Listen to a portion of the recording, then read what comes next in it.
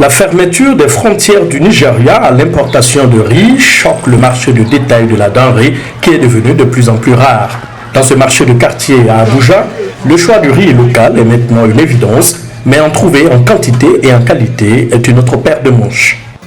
Le problème que nous avons en ce moment, c'est que nous n'arrivons même plus à trouver le riz pour le revendre. C'est la grande difficulté du moment.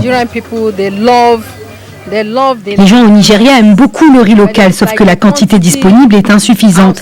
Certainement à cause de cette rareté, pour combler le manque, les producteurs se précipitent pour nous envoyer du riz contenant du sable, ce qui n'est pas bien.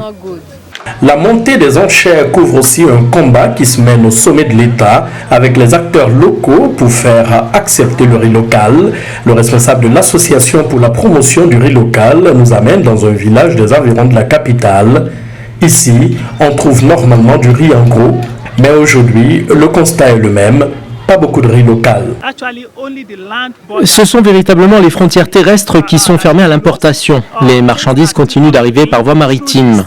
L'objectif visé, c'est de réguler le commerce, de sorte que les pays voisins envisagent dorénavant le commerce légal, des relations d'affaires conformes à la loi.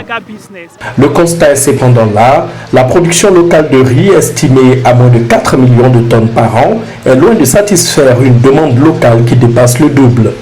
Il y a cependant un espoir que dans un futur proche, l'équilibre soit atteint. Nous sommes conscients qu'il y a toujours un choc lorsqu'une nouvelle politique est mise en œuvre, mais avec le temps, il y aura l'équilibre, par exemple du fait de l'interdiction récente et du niveau de la demande locale. De plus en plus de gens y ont vu une opportunité pour entreprendre dans toute la chaîne de valeur. Il y a plus d'agriculteurs, plus de moulins qui émergent chaque jour. En attendant que l'équilibre entre l'offre et la demande de riz serve les intérêts du pays, les opérateurs économiques rivalisent de stratégies pour que les deux types de riz restent bien sur les étalages des marchés locaux.